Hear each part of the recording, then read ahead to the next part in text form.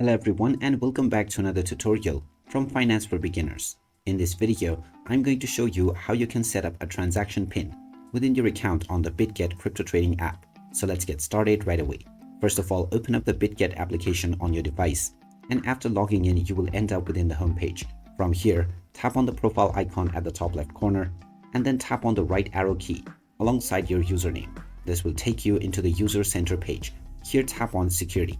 Now, if you scroll down, you will see the PIN code option. Tap on this button and you will be allowed to set up a new PIN code for your transactions.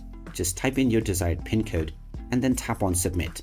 You will then be prompted to provide your fingerprint or your biometrics for verification.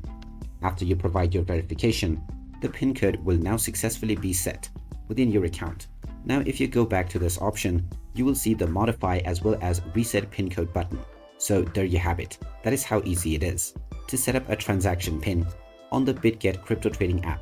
If you find this video helpful, don't forget to hit that like button and subscribe to our channel for more useful tips and tutorials. Thanks for watching, and I will see you again in the next one.